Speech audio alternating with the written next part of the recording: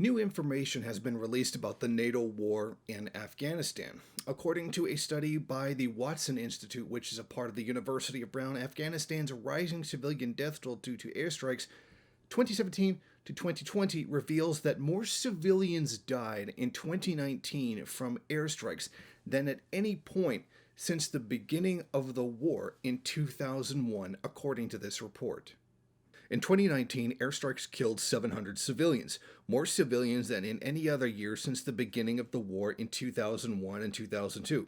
In the first 6 months of the year, the AAF killed 86 Afghan civilians and injured 103 civilians in airstrikes. That rate of harm nearly doubled in the next 3 months. Between July and the end of September, the Afghan Air Force killed 70 civilians and 90 civilians were injured. Not only is this terrible, but the report also shows how the United States knew that these terrible actions were negatively affecting their campaign in Afghanistan and decided to stop publishing those numbers. The U.S. Central Command stopped publishing its monthly summaries of airstrikes in Afghanistan in March 2020, so there are no figures for airstrikes available after February 2020. Air Force magazine reported that figures were no longer being published, according to the Air Force, because of a multiplicity of diplomatic relations concerns, including how the report could adversely impact ongoing discussions with the Taliban regarding Afghan peace talks. In other words, they were continuing to kill civilians in large numbers, because if they weren't in large numbers, they wouldn't be hiding them in this way, and that has been detrimental to trying to win the hearts and minds of people over to the pro-US side when you keep killing them. Now, according to the UN, at least 32,000 civilians have been killed and another 60,000 injured in the last decade when the organization began compiling the data.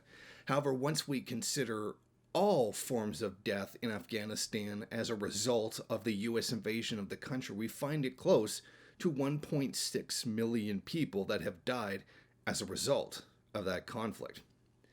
Now, the U.S. has currently stopped a lot of the airstrike operations because they were in negotiations with the Taliban, and that was part of the agreement. You come to the negotiating table, we stop the airstrikes. However, since they did stop, the Afghan Air Force has picked up the slack and continued those airstrikes on the Afghan population, which they largely believe are actually Taliban fighters. See, the problem with airstrikes and drone strikes in general is that they're not quite the smart bombs that Donald Rumsfeld previously claimed that they were. In fact, a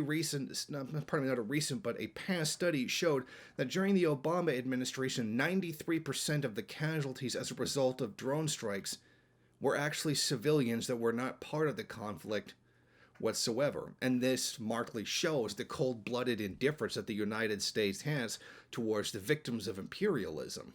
Numbers that will not change regardless of whether there is a Democrat or a Republican in the White House. The victims of imperialism, the victims of the United States, whether that is blue or red, will continue to suffer despite many protestations that somehow things are going to get better under Joe Biden and that there is some perceived ability to push him left, when this has proven never to be the case with the Democratic Party.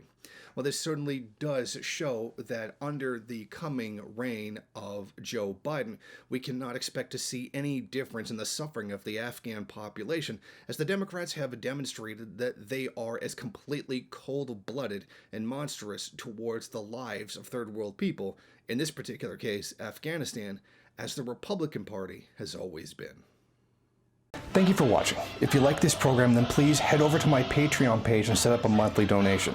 It's your donations that keep this program running. Also, if you would like, please rate, comment, subscribe, and share in various social media.